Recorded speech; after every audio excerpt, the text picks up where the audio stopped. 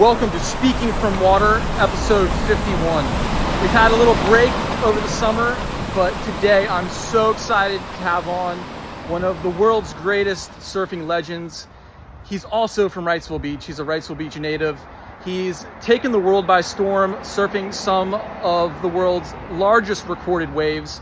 If you come to Wrightsville Beach, you'll see him spinning 360s and just crushing the tiniest waves. He knows water, and I'm so excited to speak with him today about the water he knows best, the big, the small, and all the colors that the ocean provides. I'm here with Mason Barnes. Good morning. Guys, how's it going? Dude, we're here at the Bevy Mart, and Mason, I'm super excited to start the podcast here at the Bevy Mart. Before we get into your life, your water life, let's talk about the Bevy Mart and what the Bevy Mart is, what it means to you, how it was created, and maybe if you could give us a tour. Yeah, so essentially Bevy Mart, it's been, I'd say it was a 6-year process from beginning to opening the doors. This was the gas station that I grew up going to as a kid.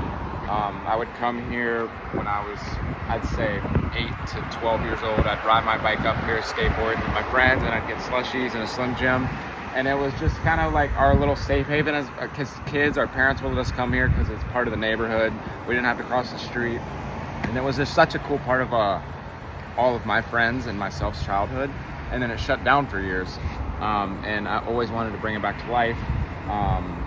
And kind of give something to the kids that live here now that I once had, and now we're here and we have pretty much what was here, the same footprint. We just brought new life to the existing structure that was here, and it's I'd say it's different in a sense that we have a lot more healthier options. The goal here is to obviously be convenient but promote health to the community because it's here and it's accessible. So like if you want a snack and you want to eat something that's good for you, pull right in, stop here, hang out, bring your kids, get a slushie, have a coffee. We got a little bit of everything. We got things in here for all walks of life. So, and we're on Harbor Island in Wrightsville Beach. This is where you grew up.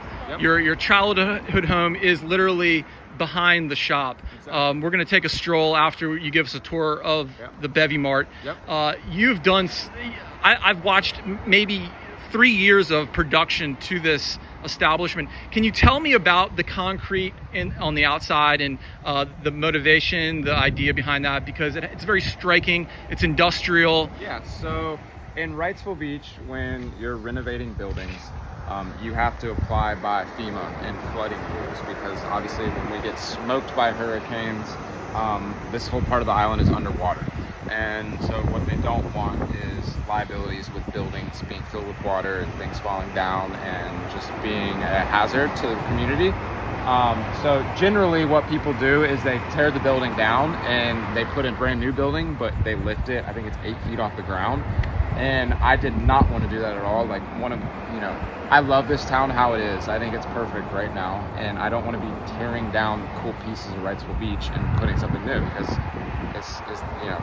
this has been here my whole life and for a lot of people's lives. And the last thing I want to do is tear it down. So I pretty much set out to do whatever I could in my will to keep the building here. And that's what took so long. And we came to the conclusion and a way to, do that. And essentially what we did was we had to gut the entire building and redo like certain structures of the building so that it could be sealed from the outside. So what we have are these concrete pillars. And if you look closely, there are these bolts that go upside each pillar. So if a hurricane does come and there is going to be severe flooding, which it's going to happen, it's inevitable. We come in, we unscrew this, you put these logs in the entire, it pretty much seals each door, each window from the outside.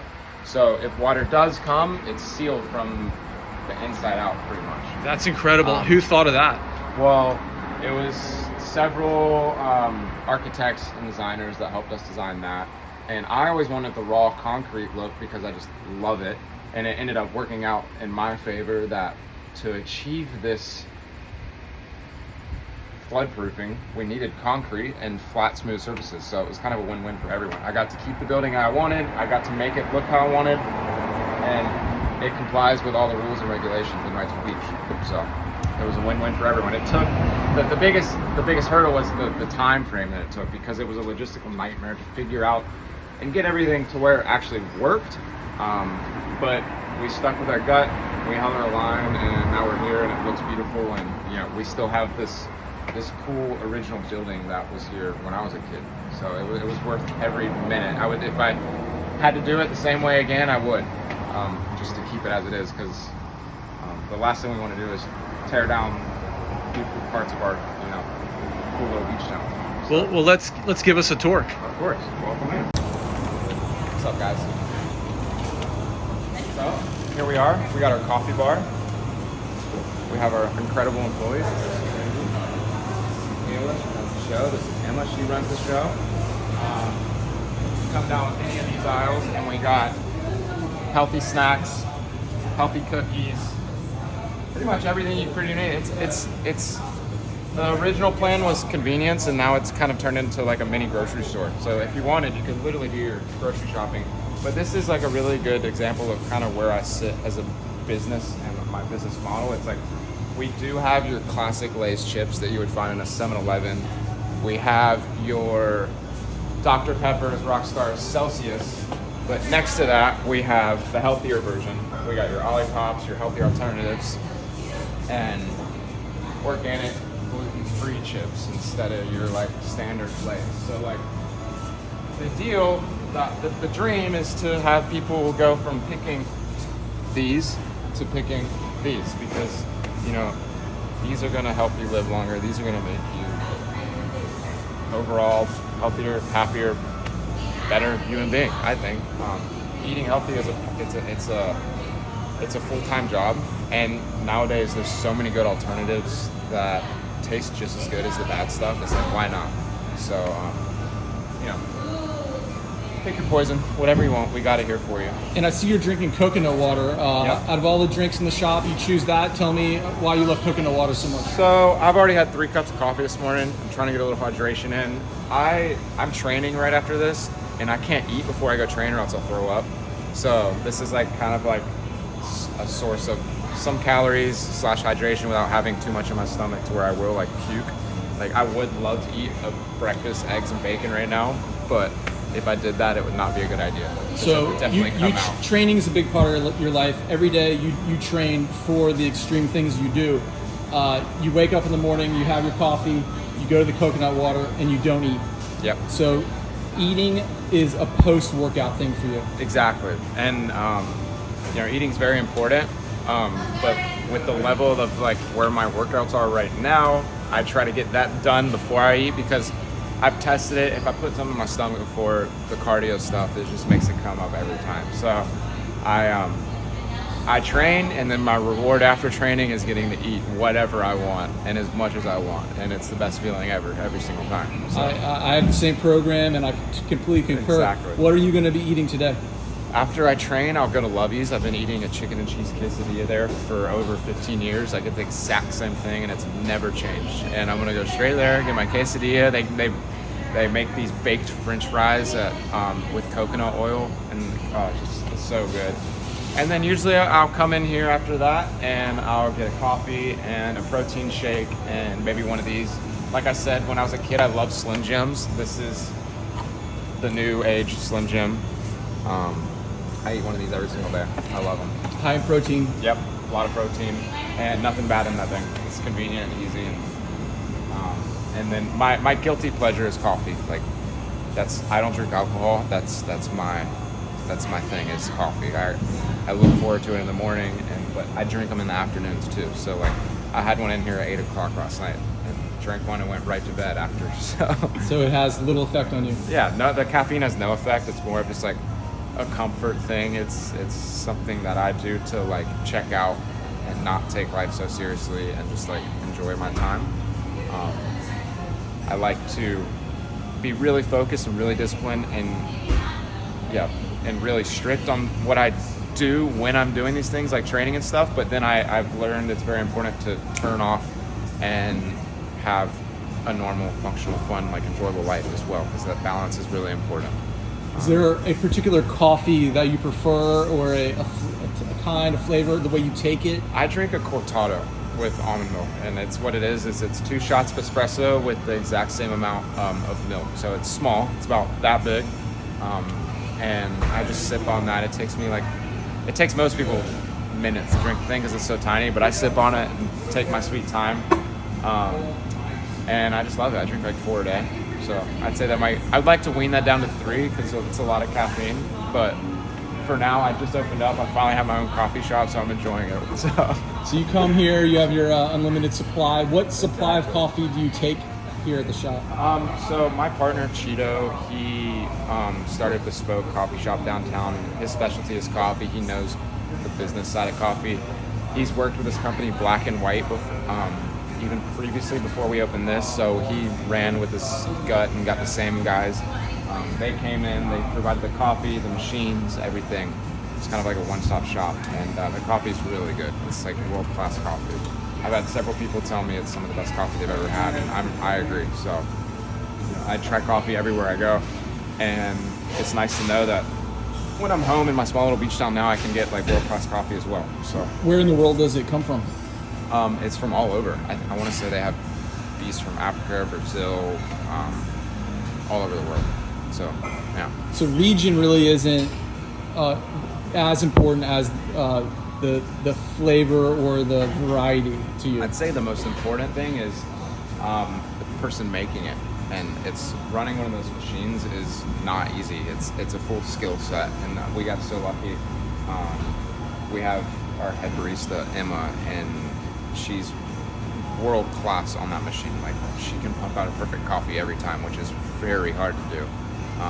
And she's been teaching everyone else to be on par with her. So we're lucky to have her doing that, and it's making a really big difference. You're a world traveler. You've traveled the world. If you leave America, you will find that the barista is a very important job, and people go to university for the skill. Yeah. Were you inspired by that when you've done your traveling to see that, say, in Europe and want to bring it here? Yeah. I noticed, obviously there's so many coffee shops around town, but the hardest part for everyone is finding someone that knows really what they're doing. And my goal here was to have this convenience store, but also this completely separate business, which is the coffee shop side of things as well. And I wanted that to exceed everyone's expectations. I didn't want anything short of the best coffee in town. And luckily that's what we have. And,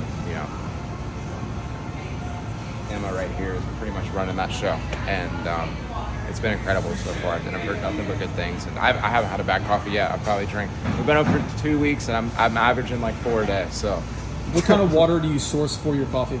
We have a water filter under the machine, so the water comes straight through this filter, straight through the machine. Great water. Like reverse osmosis? Exactly. So that's the cool thing about that, is it's all hooked up straight to the source, and you're getting as good a quality stuff as you can possibly get your hands on.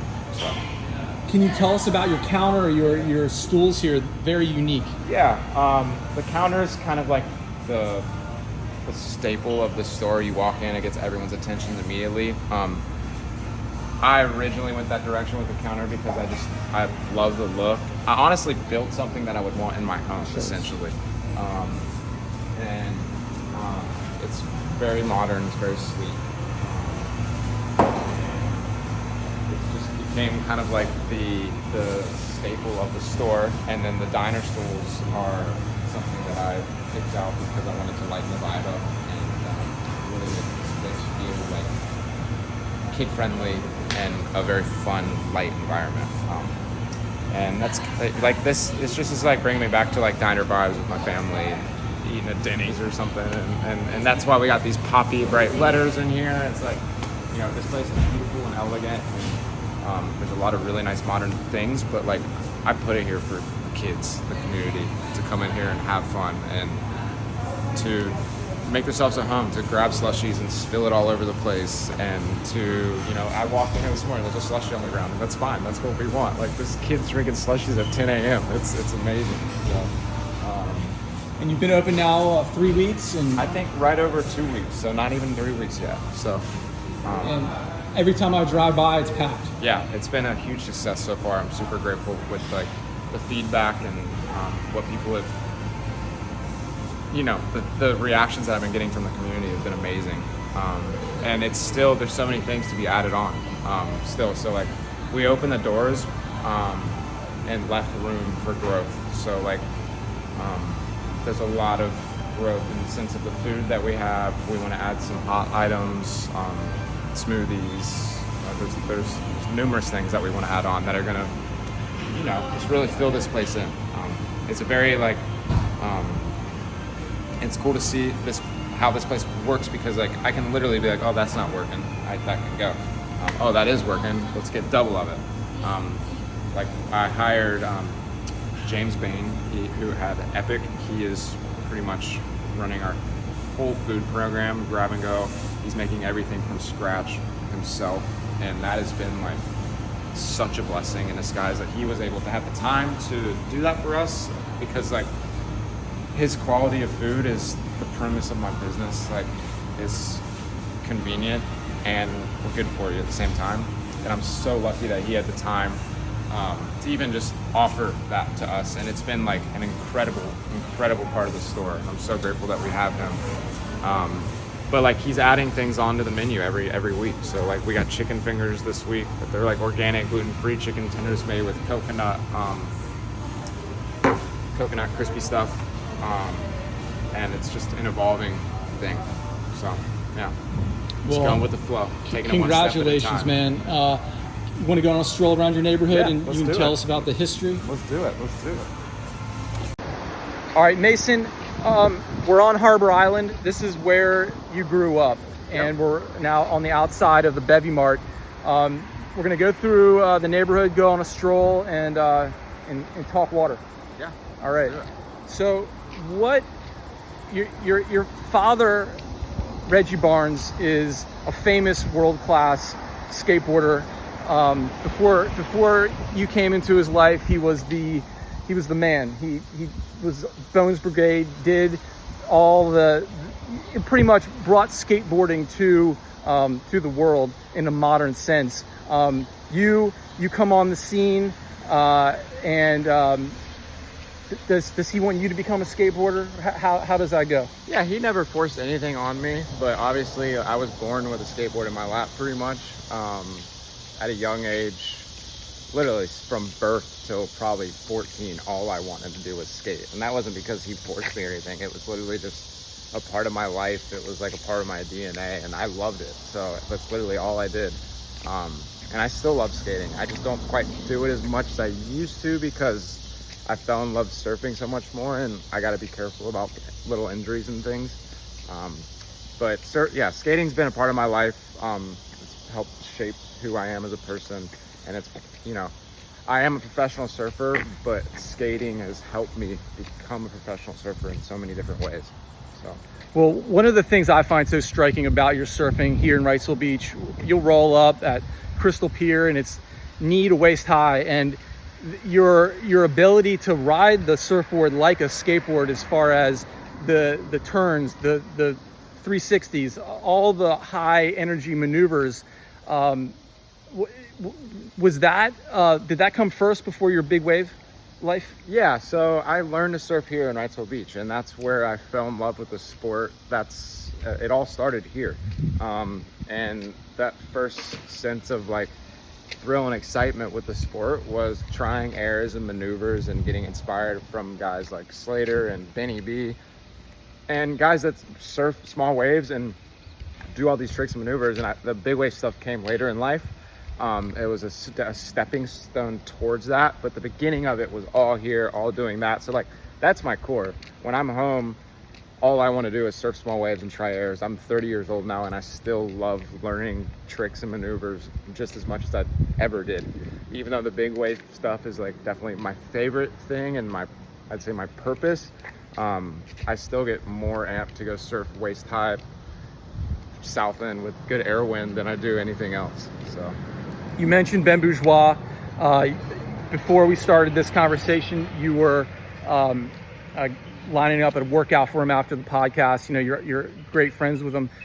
When you were a young kid, he had to be like at the top of his career. Was he a big influence on you? 100%. He's like definitely one of the greatest athletes to ever come out of this town, and he still is to this day. Like, I swear, if he wanted to, he could qualify again right now. He's surfing better than he ever has in his entire life. But just to see someone from here succeed like he did, he qualified for the world tour and competed at a top level of our sport for so many years against the best guys on the planet. That did a lot for a lot of people. I mean, he just showed that it's possible. It doesn't matter that we're from North Carolina and the waves are 2 feet every day. It's there. All you gotta do is want it and make it happen. So Ben came on the podcast back in November, and we spoke a lot about his days competing in competition. Was that ever a part of your surfing career? And tell us about that and how you view surfing as a competitive sport. Yeah, I mean, I'm a competitive person. I love competing. There's still like no better feeling than winning. I'd say I'm at a point in my life where that's not why I surf, to win. But that being said, you know, with what I do comes contests, and obviously when you're in those, the goal is to win. I've kind of taken a different perspective on everything, especially with big waves. In a sense, it's just, there's so much more on the line with big waves. When you're competing, you can't force anything to happen. It's not like you're going out and trying to get a 6 and do a air reverse. It's all in, you know, the ocean's hands at that point. If she wants to give you the wave, she's going to. So I have a different perspective on all of that now. Essentially, like, I love the sport. I have more respect for the ocean than I ever have in my entire life. I do what I personally think needs to be done to reach these certain goals, and then if the ocean wants to, you know, return some love in that favor, then she can, and if she doesn't, then there's nothing I can do about that. And that's just, you know, what was meant to be. And that being said, like, if there's a heat or a contest or something, it's out of my control. I put in my work beforehand and let the rest during those days follow. So, do you remember your first waves in Wrightsville Beach, or what wave? I do remember my first waves in Wrightsville Beach. Well, the earliest, I mean, I was surfing when I was 2 years old. Yeah. But some of the earliest memories I have are getting on a bike with my dad and riding across the bridge and going to C Street. That's kind of where I grew up surfing. That was the closest beach to my house. And it's still, like, to this day, every time I go there, it has such like a nostalgic feel, because that's literally where it all started for me. Has a special place in my heart. I remember landing my first air reverse there. I remember getting barreled for the first time there. So many things happened at C Street, and it has a very, very, you know, special place in my heart. And I went down there yesterday, rode my bike to check the waves, and it was just like, every time it feels just like I'm a kid again. It's like, hopefully that'll never change. Who were the people of that time in Wrightsville Beach that you really looked up to? We spoke about Ben Bourgeois. Can you name drop anyone else? Yeah, there's a handful of guys. Mark Yonkers, Matt Gilligan, Richard Gilligan, Rob Brown. There's so many talented people that came from this town before me, and they really paved the way. It's like a whole nother generation of surfing. Jonathan Mincher, Nick Bland, those are all like guys that are, you know, they're older brothers to my best friends, so they're just always around, always kind of, we were just kind of following in their footsteps. They really did like help pave the way for everything that I am today without even knowing that they've done that. I had so much respect for all those guys, and I still do. And they're also so good at such a young age. It's very funny, like when I was a kid, everyone was sponsored, and I was always like the last kid to get sponsored, always. But I always like looked up to all these guys, like that had all these stickers on my board, and I'm just like, that's what I want. That's what I want. And yeah, and they're still doing it. I still surf with them every single day, and that's the cool thing about our sport. It's like if you love it that much and it's a part of your life, that'll never leave. And you know, I'll go surf C Street on a random day and see every single one of those guys I just named in the water, and it's just like nothing's changed 20 years later. So, well, I remember vividly, I was shooting pipe and I was on the beach, and it had to be 2007 maybe, and I walk out and I see Mark Yonkers there, Rob Brown, and you're there with them. Okay. And I'm like, oh my God, Mason is out here surfing pipe. It had to be 10-foot pipe. It was gnarly. Like, I was scared to swim in the channel. Yep. How old do you think you were at that time? There's no telling. I remember I surfed pipe for the first time when I was probably 11 or 12. You looked like you were 11 or 12. Yeah, and I was literally shocked to see you coming out of the water. And those guys really did, like, in a sense, in heavier water, push me a lot, because they were always known for charging. They were always known for doing crazy things and being in the heaviest waves in the world. And I looked up to that, and they kind of just almost showed me how it was done. And, you know, they were like, it's there if you want it, and if you want to come out, we'll take you with us and we'll look after you. And they did that a couple times. And that was like the real beginning of like my big wave, like, love and passion for the sport. And yeah, it all started with seeing those guys do crazy stuff. So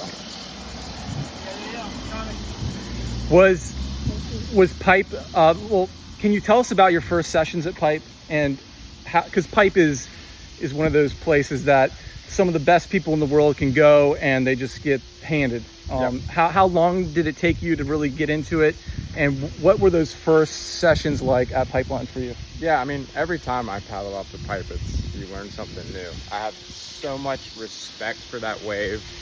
It's so scary, it's so gnarly, and it's so beautiful all at the same time. And the people that have not mastered it, but, you know, became a part of that wave and done so much out there, I have so much respect for. And I still, to this day, haven't gotten the wave I want out there. And it's like something, like, even if I do get the wave that I want, I'm always gonna want something more out there. And there's just like an unconditional love and respect for that place that'll never disappear, because it's so gnarly, and you never truly will, like, master it or figure it out, and that fear will always be there. But that was like my first sense of like fear surfing, was paddling out there, seeing the reef. I'd say it was only like 4 to 6 foot when I paddled out there for the first time, but I was terrified, and that feeling was like what really hooked me. It was like, okay, I did that and I'm okay, like, let's try that again, and then again and again and again and again, and then before you know it, it's like you're just constantly looking for more. Did you make your first wave? Yes, but definitely wasn't a barrel or anything crazy. So like, I was literally, I remember my first session out there, actually. I don't even know if he would know this, but I went on this one wave. It was maybe like my 3rd or 4th wave, and I ate it, but it was a bigger wave for the day. And Mikey Bruno came up to me after and was like, that was so sick. And I've never even told him this. I need to bring it up, but like, that stuck with me. So I was probably 10 years old, and Mikey came up to me and just told me that was so sick. You just charged that wave. And that, like, I'll never forget that moment until the day I die. It was a really cool turning point to just like beat a heavy wave and get acknowledgement from someone that's so gnarly, and has so much respect. That really stuck with me. So. And you then started just going to Hawaii every winter. That was that the program? Yeah. Hawaii, like, has indirectly became like my second home. I love that place so much. Some of my best friends live there, and it has such a special place in my heart. My dad bought a house there when I was probably like 15 or 16, and that made me fall even more in love with the place, because I was able to spend more time there and just really made it feel like home. It's such a special place, and there's such like a spiritual feeling when you're there. There's so much energy. It's something I can't even put into words. Every time I pull up into my driveway there, I get goosebumps. It's just like, it's an incredible place. And it's helped shape who I am as a person today. It's like, putting fear in my eyes, teach me how to be respectful to people, because if you don't, you're gonna get slapped. It's things like that place is really unique for, because you don't get that everywhere in this world. And it's really helped shape who I am today, and like just gives me such a nice perspective on life. Can you dial down a little bit more onto that? Because Hawaii, from afar, to those who don't visit, they think it's very postcardy. It's something that they don't really know about. But you get to the island and it is raw. The people are raw. But if you come with respect, as you say, the doors open up and the joy floods in. Tell us about your a little bit more about your the fear factor and the love factor of the island. Yeah, so I mean, the ocean alone there speaks for itself. It's a head-high wave there is so much different than a head-high wave here. There's just so much raw power and energy, and it's just it's always a learning curve there. There's always something new. You're never comfortable ever in the ocean. No matter how perfect or beautiful it is, it's always intimidating, which I love about that place. And it's cool to have so much respect for something, because it really puts you in your place and reminds you like you're just this small little grain of sand on this giant planet. And it's really easy to get comfortable, and that place will quickly remind you who you are and where you stand. Well, I've seen in the past couple years some amazing outer reef photos of you, and can you break down your kind of, you don't have to say the spots, but those outer reef spots, how you got to the point where you were comfortable getting out there? Maybe you're still not comfortable out there, but what is it about the outer reefs on the North Shore that speak to you most? Yeah, so the outer reefs on Oahu were my first big waves that I ever surfed, ever. Garrett McNamara is a really close friend of my dad's, and he took me and him tow-in surfing for the first time when I was probably like 13, around that same time when I surfed pipe. And it was big. It was, 20, 30 foot faces and a lot of energy. We're far in the middle of the ocean. And I just remember clicking in that day and like feeling something that I'd never felt before. And I think even Garrett noticed it as well. I wasn't comfortable, but I was confident, and he could see how much that I enjoyed that perspective on surfing opposed to, being out at Rockies or something else. And from that day on, I became so fascinated with those outer reefs. There's such incredible world-class big waves, and they're there. So it's like they're predominantly good paddle waves. So like that towing that day really opened the door for me, like wanting to go out there and catch a giant wave. After that tow day, I got a board made from Adam Morton, AJW. He shaped me a 9.0. And then I think like that very next season, Mark and Rob took me out to one of the outer reefs, and I got like what I thought was a giant wave at the time. Looking back at it, probably wasn't that big, but I just remember seeing it and I was like, oh my God, that was insane. And actually I got smoked. I went straight and got blown up all the way to the beach, broke my leash. But I just remember that feeling that I felt as a kid. I felt more accomplished getting blown up on a 30-foot wave than I ever did from winning an event or anything, and that really stuck with me. And I think that said a lot to me as like who I am as a person and what I want out of the sport. I really just thoroughly enjoyed that connection with the ocean more than anything else, and it's still like to this day a huge focus of mine is surfing those waves. I got one of the best waves of my entire life out there in 2022, and it was a really like interesting pinnacle, like turning point in my life.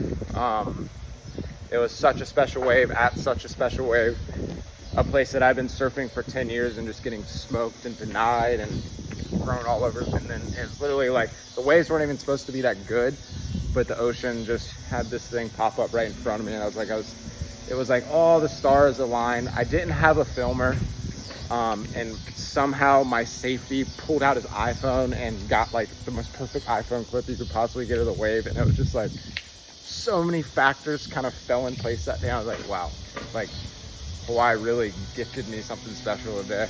She was, you know, yeah, it was like all my time and effort that I put into this place. She rewarded me with something special, and it was worth every single moment. And like, I still feel that wave I think about that wave every day. And, like, and this was a paddle wave. This was a paddle wave. Yeah. And can you describe for us the feeling of seeing the wall come? Yep. And a lot of people, the first reaction is paddle to the horizon. Yep. And you can't do that, right? No. So like, I'll backtrack a little bit. When I started getting more into surfing big waves, I met Twiggy. He became one of my best friends, a mentor, a brother. Big wave surfing isn't like, it's not something you can just go do. You need the right equipment, you need the right people, you need to know when and where to do it. It's a logistical nightmare, just starting from scratch. And Twiggy really helped kind of just put everything on a plate for me and said, here you go, if you want it, it's here. I got boards, leashes, wetsuits, inflation vest. You come with me, and you know, I'll look after you, and the rest is in your hands. And that meant so much to me, because he's like still one of the best on the planet. And he really just provided a platform for me to like get to experience big waves more than most people. And for years we were out at outer reefs every single little swell they broke, onshore, offshore, like bad direction, good direction, it didn't matter. And I feel like years and years of those sessions led to that one wave. And when that wave popped up, it was me and two other guys in the water, and Twiggy was one of them, and he was sitting right next to me, and he was screaming at the top of his lungs like, "Go!" And I didn't even look at the wave. I just heard Twig, and I just turned and blacked out, and just it went. And I remember after the wave, I came up, it was like screaming, splashing water. He thought I was injured because I was screaming so loud at the top of my lungs, but it was just like uncontrollable joy. I didn't even know what to do with my hands. I was just speechless. And then 5 minutes later, my safety, Colin, who's also a North Shore lifeguard, pulls out his iPhone, because he's like, I think I filmed it. And he pulls it up, and it was like the most perfect, crispy iPhone clip you could ever, no water droplets, no waves in the foreground. And I was like, I had no idea the wave looked like that. And it was just such a, you know, we don't do it to get video but it's just so much more rewarding when you get to see it, because 100%. it's you don't understand what's going on when you're on these waves. Like, I fully black out, like I don't remember a thing, but then to see it after, it really makes sense why you feel that way. And it's just like, it's a really rewarding feeling seeing it. And I'm so grateful that he was A, running safety that day, and B, got the clip, because it made such a big difference. And also having Twiggy there, like after years and years and years of surfing outer reefs with him screaming at me to go on this wave at such a special wave, it just meant the world to me. And it's moments like that is like, you know, that's not a contest, but in my eyes, that's like a world title, that wave to me. It's priceless. You can't put a trophy or a price tag next to something like that. Do you remember the color of the water?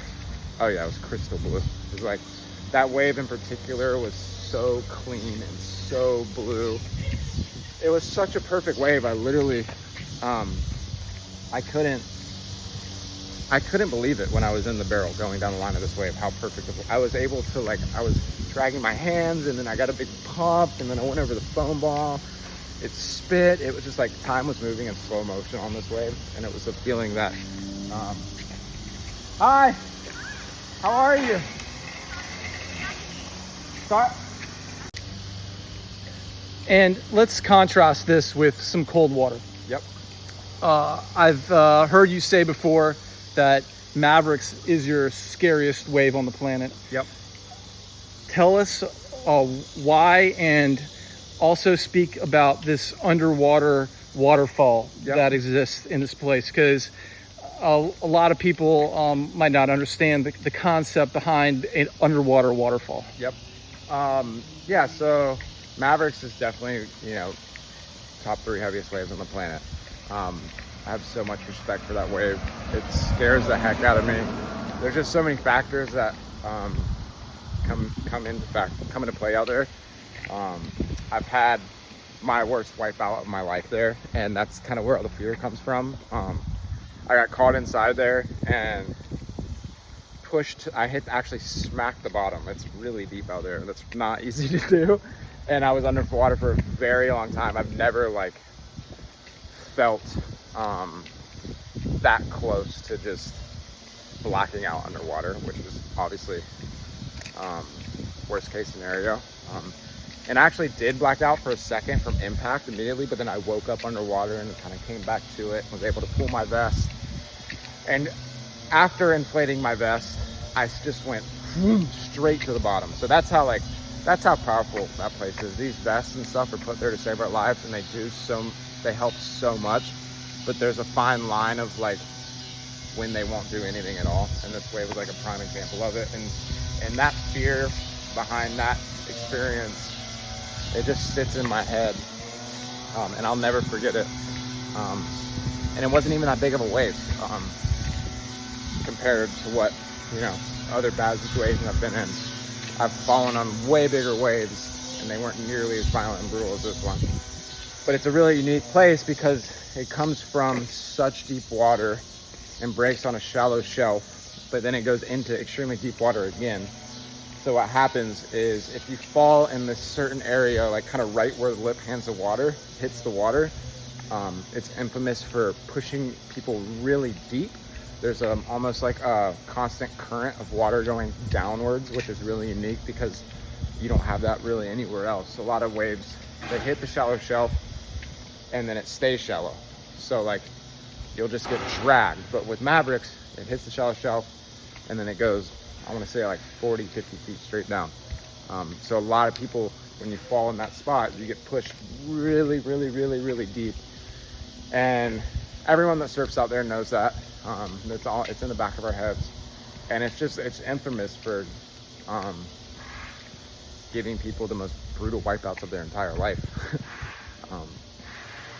And it's given me that reward. And I've been back a couple of times since then and had some nice waves since then, but it's still just a constant fear that will never disappear. And just the underlying amount of respect for a wave that I don't have I have that for everywhere else, but there more than anywhere, because I just know how gnarly and violent it can be. How do you decide between paddling and towing? There's a fine line. It's obviously we nowadays want to paddle the biggest waves we can possibly paddle. There is a line to where it's probably not possible. So a lot of times wind is a factor. If it's super choppy and bumpy but giant, we still want to surf. You can't really paddle because these boards are too light and you'll get bumped off. So and then size is also a factor. If it's 80 feet, you're not paddling. I don't care who you are. And that's a place like Nazare. Yeah, and that's the ocean changes so much from 50 feet to 80 feet. It clicks into a whole nother sport pretty much, and the way the water moves, the amount of bump that comes up the face, it's you think 50 feet is giant until you see 80 feet, and you don't even notice what an 80-foot wave is doing until you're out there feeling it. And it's not even the waves, it's everything that's going on around the waves, the current that's going past the waves, the current that's going up the face, the bump, the side waves. It's just it's something that can't be explained unless you're there and feel it in person, because you can't even really see it in video. That amount of energy is not captured. You can't understand it. But it's not physically possible to paddle on those days because of those factors. So they're two different sports essentially, because they're done on two different completely playing fields. And obviously there's a part of me that wants to push paddling and catch even bigger and bigger waves, and there's still so much room to be done there, but there's always going to be that line that's drawn that's like, okay, today's a tow day, not paddle. So what do you find more rewarding, more stoked? What do you like more? There's no better, you know, I don't find a paddle wave necessarily more rewarding than a giant tow wave. I've had equal amount of joy and satisfaction from tow waves as I've had from paddle waves. Tow waves in particular have changed my life drastically from a career standpoint. Obviously, when you're on a wave of a tow wave, it's something that like the average person can appreciate more because they're so big and they're so tall, and it's like people see that and they immediately understand, okay, that's crazy. But like, for instance, like last winter, this wave I got in Ireland, it was a paddle wave. It was one of the best waves of my entire life. But like your average Joe walking down the street in New York might not understand the difficulty to catch that and to ride that. Let me hold on right there. Yeah. This average Joe over here, when I saw that picture of you at Mulgamore you're speaking about, Yeah. all right, I've seen you. I've seen you, at Nazare, and the average Joe, you would say that got you really famous. Your Nazare wave, Yeah. your 100-foot wave. When I saw your wave at Mulgamore last winter, my head exploded. Mm-hmm. I immediately got the guy who shot the photo on the Yep. podcast, and we spoke about it. Mr. Salmon, his name is, and it was amazing. The thickness, the slab. Mm-hmm. Tell us about the dichotomy between the two spots. Yeah, well, that being said, first of all, for him to be in that spot to get that video is just, people don't understand how gnarly that is. Like, that's just as gnarly as me riding the wave. He's in the barrel with me on the most scary heavy wave in the world. It's like, these guys don't get enough credit. It's like, I wish they could win like big wave awards because they deserve them. Key and Salmon. Yeah, beast. I also did not think that I had a clip of that wave. It was so late in the session. Everyone had already went in because the wind was basically like 30 knots straight on shore at this point. And somehow I just was like, I'm just going to sit out here and see what happens. And that wave popped up, and thank God he was still out there, because like, obviously the wave has a special place in my heart no matter what. But like I said before, just to see a video of it makes it that much you're better. a pro, and you got to get the content Yeah, to your and sponsors. there is like a work aspect to it as well. Like, that was a incredible life-changing wave for me, and that's part of my job, is getting these waves. So yeah, but very thankful that he was here. Can you break down that moment for us, play by play? Yeah. Like, talk about the spot, talk about So the whole thing. the whole situation, actually, how that all came to be was really interesting. I was in Europe for a contest in the Canary Islands. I was with my mom and my sister. We were on a flight. We had just landed in Madrid from the Canary Islands, and I was taking them to Nazare just to show them Nazare because it has such a special place in my heart. They had never been there. I wanted to show it to them.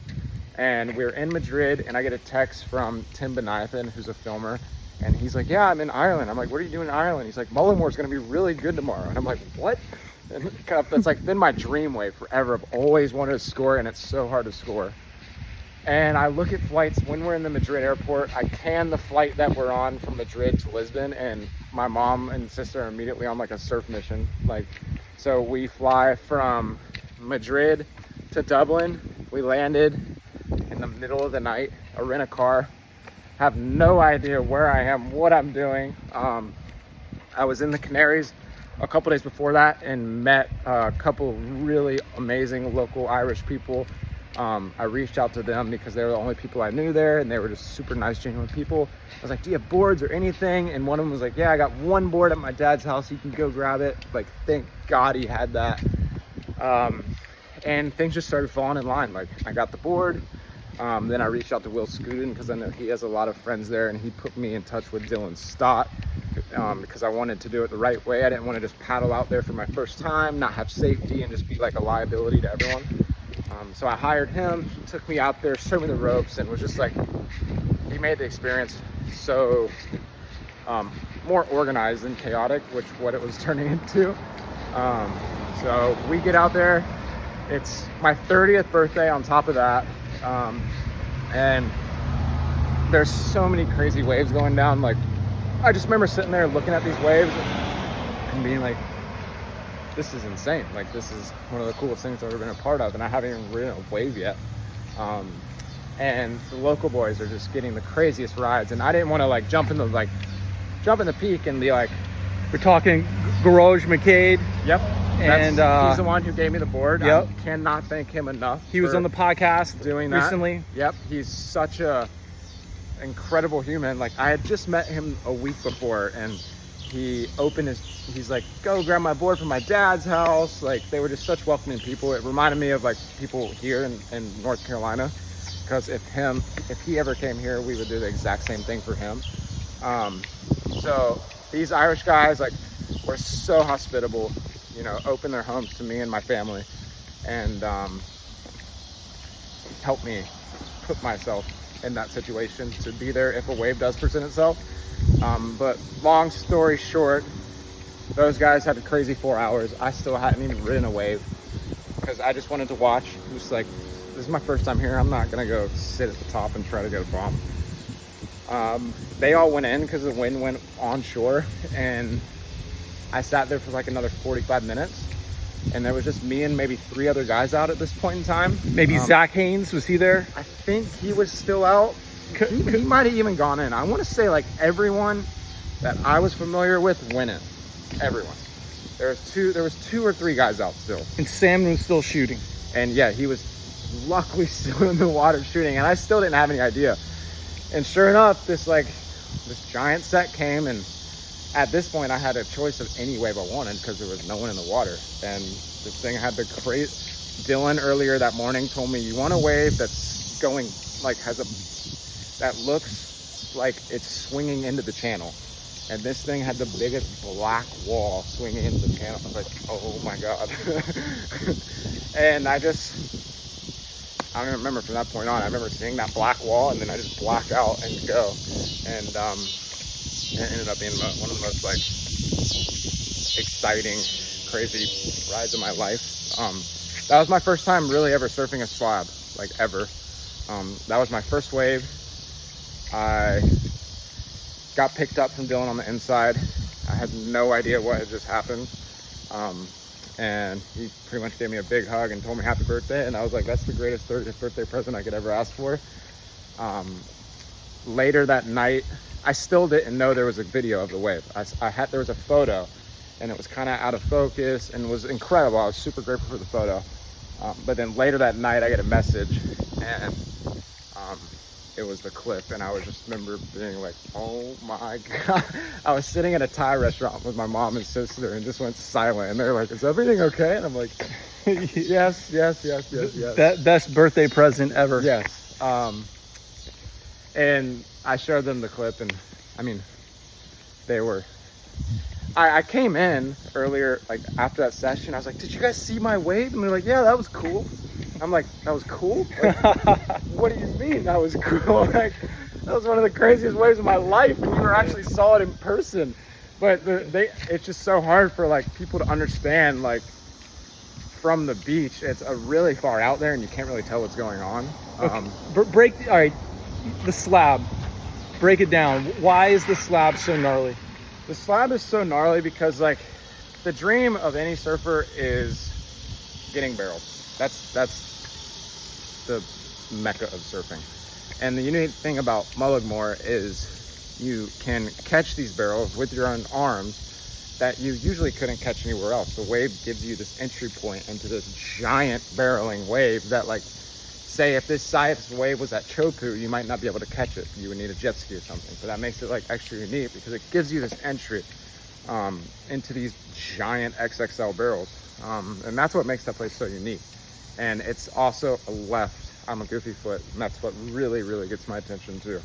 And it's just such like a raw, special, beautiful place. like I said before, the people, they speak for themselves. Like, they're the most hospitable, nice, like genuine, down-to-earth people ever. And it's because of where they came from. They come from such like a powerful, beautiful place. It just like, it creates respectful, good humans. And that's what that place is. And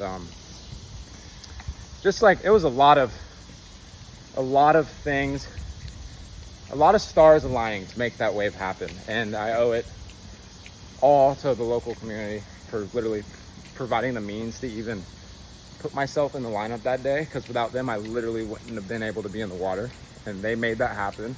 And then the ocean kind of gave me the rest, and I'm just forever grateful for those little moments that I get to experience.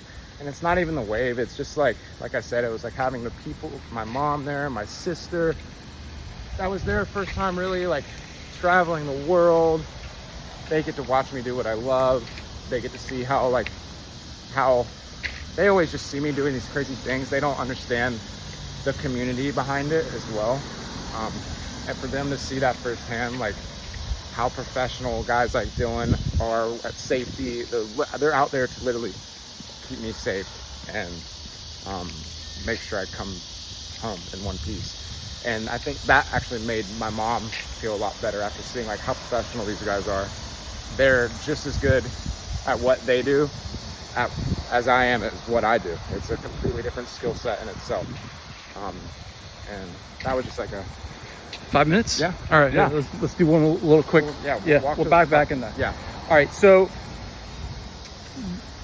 do you see yourself hunting more slab giant waves now from that experience, or do you know, you're famous in Nazare. Just to back up a little bit, yeah. You have one of the largest waves on record in the world total and at Nazare.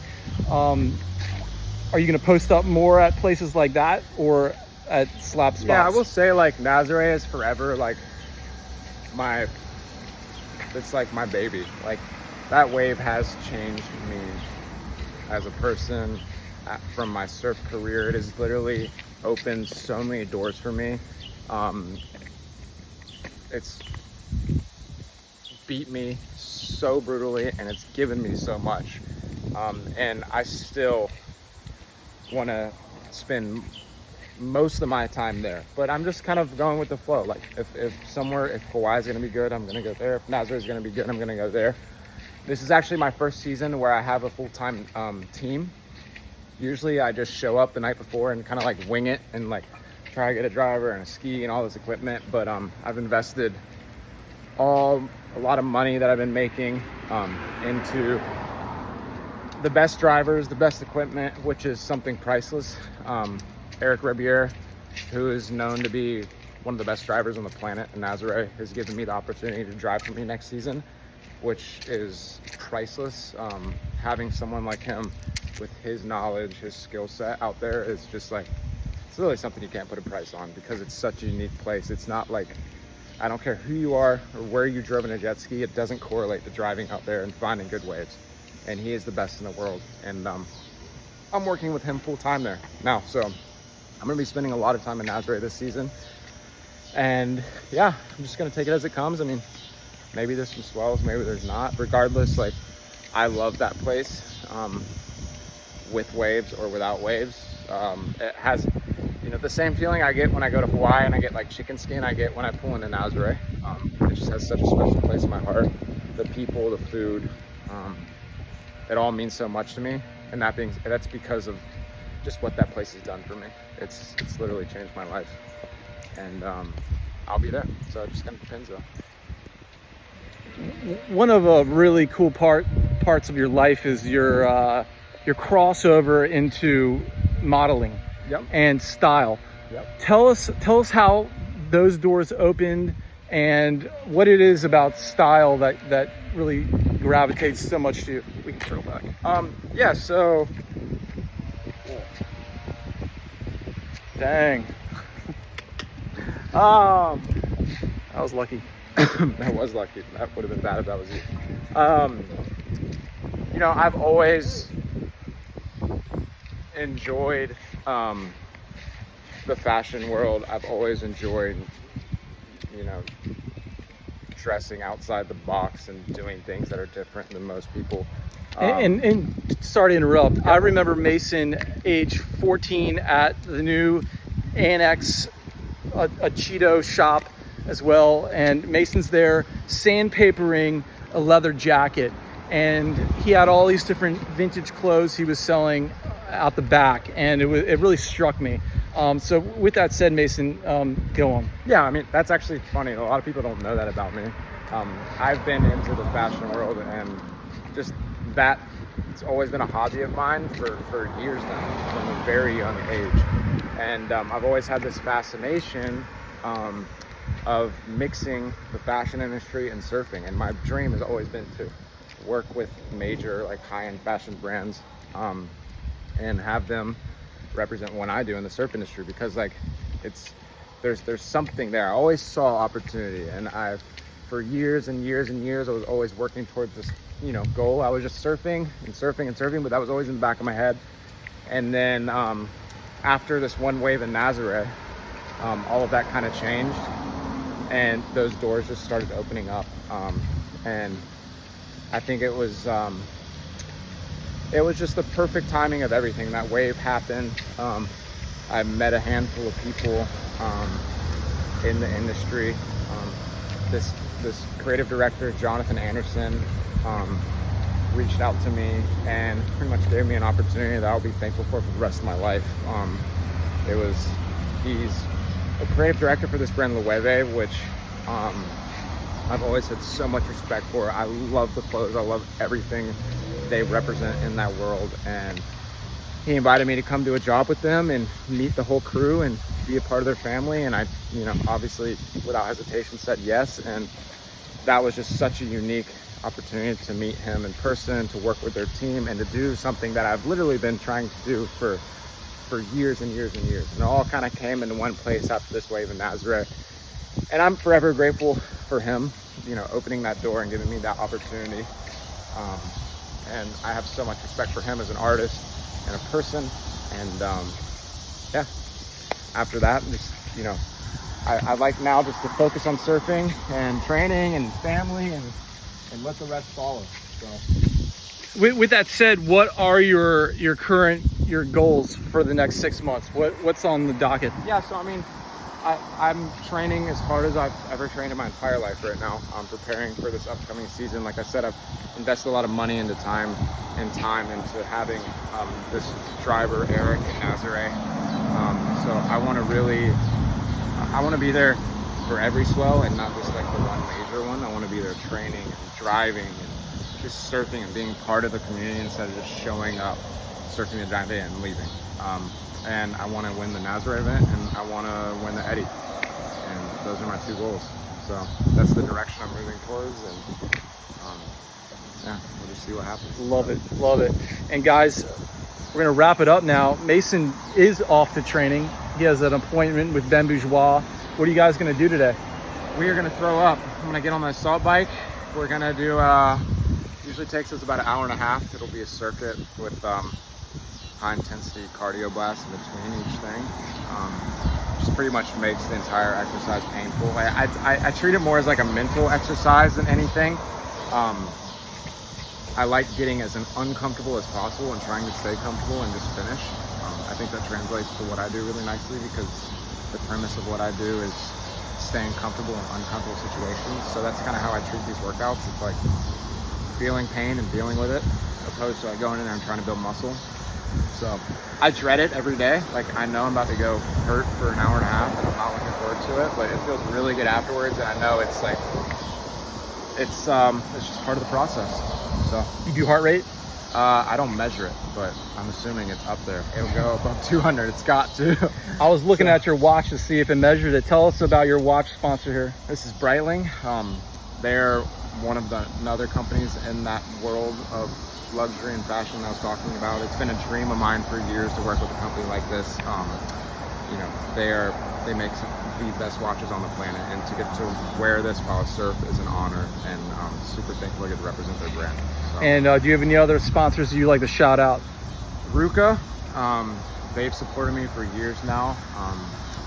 they're the perfect balance of who I am as a person between, you know, surf and sport and training. I love working with these guys. They support everything I do, and they have such an incredible team and are doing incredible things. And it's just like a constant growing process for them, which is really cool. I love working alongside a brand that I can grow with, and that's exactly what I'm doing. And yeah, I've been riding channel iron surfboards for years now. Britt Merrick is shaping all my boards this season for Nasbury, which I'm really excited about. I have so much faith in him as a person and a shaper to make me the best equipment in the world, and I'm sure he's going to. And then I've also been working with Tommy Hilfiger as well. Yeah, just keeping it going as much as I can. And I like to keep it simple: chop wood, carry water. Easy ways to live by. So yeah. And shouts out to your mom, Kelly Barnes. Kelly Barnes runs my life. I literally wouldn't be able to do anything without her. So I'm only Mason Barnes because of Kelly Barnes. So without Kelly Barnes, there is no Mason Barnes. So thank you to her for literally everything. Because I would not be a functional human without her by my side. Epic. Folks, Mason, thank you so much for joining us today. Yes, You're always been at the top of my list of legends, and this has been a long time coming. So thank you again for your time. Thank you. Folks, that's episode 51 of Speaking from Water. We'll check you next time. Stay wet.